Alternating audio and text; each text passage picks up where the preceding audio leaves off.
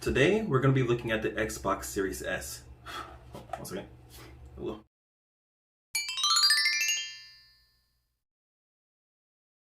So, the Xbox Series S is the newest diskless version of the Xbox. It costs about $300. It comes with 500 gigabytes of memory, and it has lower specs than its big brother, the Xbox Series X. But don't let the specs fool you. It's worth the $300, especially if you have Xbox Game Pass. So, on to the pros.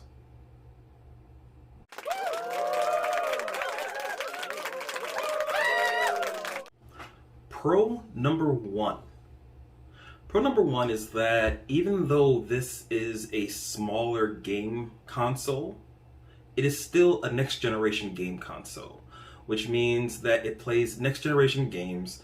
You are going to be good on playing all of the upcoming games, hopefully over like the next 10 years, and it's still $300. So that's a pretty big plus. Pro number two is that it is very small and quiet. Comparing this Xbox to, let's look for something cool to compare it to. Perfect. The smartwatch undone is roughly the same length as the Xbox. So that's a pretty good idea of how small this thing actually is. This is a very, very small game system. But it's small and quiet, and it fits in great into like your living room and stuff like that.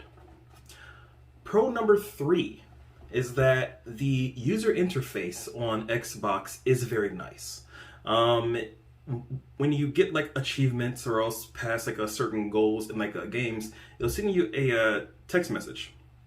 Also, it has Game Pass integration pretty much built into the user interface. So that's also a plus two. If you have a PC already, like a gaming PC, and you already use Xbox Game Pass, this can actually use the same Xbox Game Pass. I believe it's called Xbox Game Pass Ultimate. So this is almost like a $300 accessory to your gaming PC. But more on that later.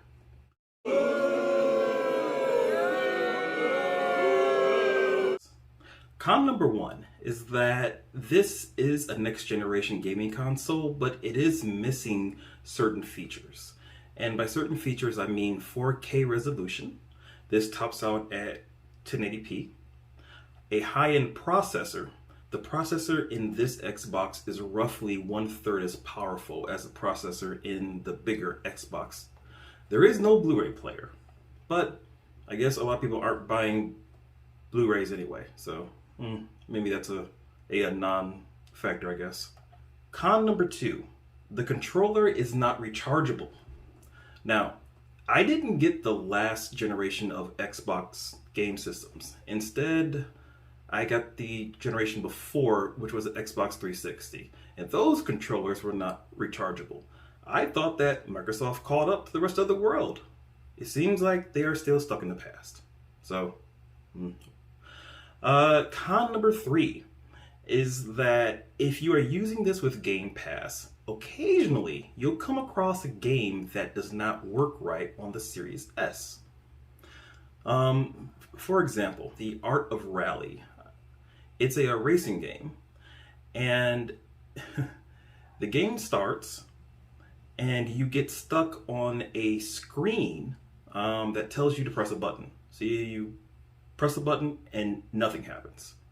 You have to restart the actual game console and then access the game and then press a button and it works fine. I've had this happen with 2 games so far. Now, I mean, granted, I've probably played about 20 or 30 different games on this console already through a Game Pass. So 2 games, that's a 10%. That's not bad at all. But still though, it can happen. So, yeah, those are the cons. and let's jump into the comparison.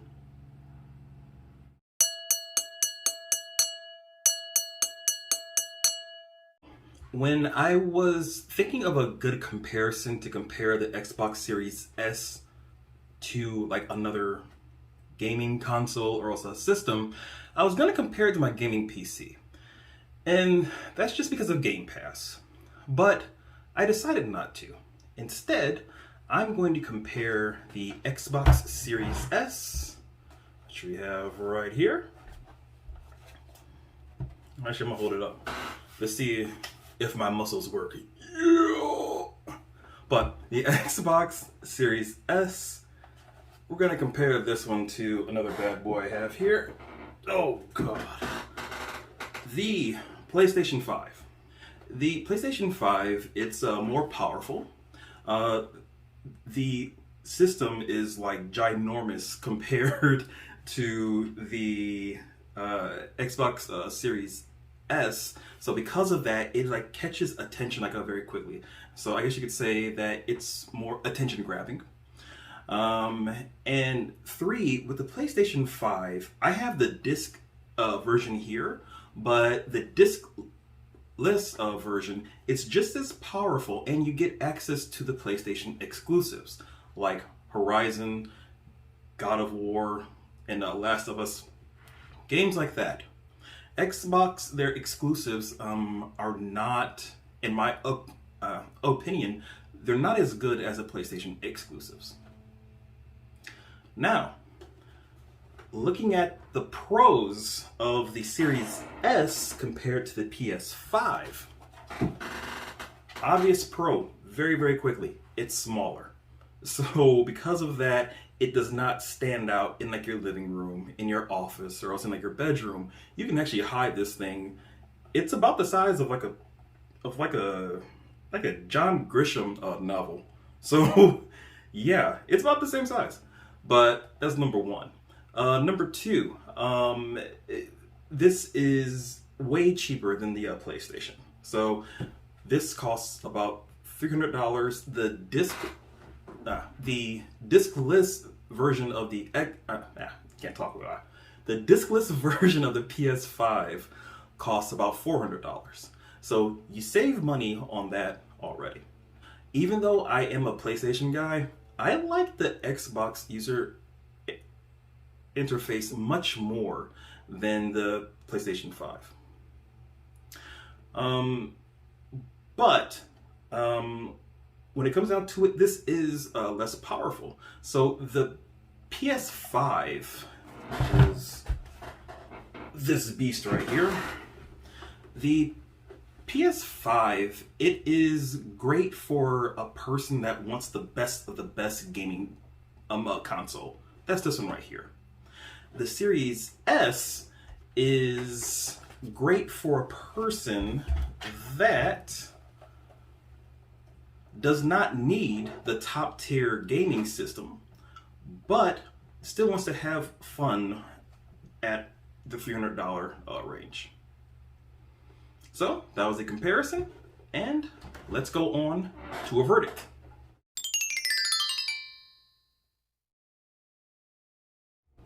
The Xbox Series S is a great console for casual gamers and the perfect secondary console for hardcore gamers. The low price and the giant selection of games on Xbox Game Pass offers a Netflix-like experience, but at $300 and for video games. For PC gamers, the Xbox Series S is like a accessory, just because you can actually play some games on Game Pass on PC and then save it and then actually pick up where you left off on Xbox Series X or S. For PS5 people though, well, I guess you could say for PlayStation gamers, if you want to dip your toe in like the Xbox world, but you don't want to spend a whole lot of money on a Xbox Series X, the Series S is great. So you still get access to Game Pass, and you still get access to the exclusives that Microsoft offers. But you're doing all of that at the $300 range. So, I mean, it's not exactly cheap, but it's very much affordable. Now, you may have noticed that during this review that I mentioned Microsoft Game Pass a whole lot. So what Microsoft Game Pass is it's a subscription service where you browse a list of video games and then you download the ones that you like. Some of those games are, 15 or 20 years old. Some of those games are brand new, like they came out, yesterday, and they're on Game Pass today. Game Pass is the main thing that I would tell anyone that is thinking of getting a Xbox Series S to get. I would say to get Game Pass because there are so many good games on there, and you can literally have the next generation experience on a $300 device that you actually don't have to spend $60 or even $70 per game. Instead, you can spend, I think it's like $10 a month for Game Pass, and then play as many games as you want, as much as you want.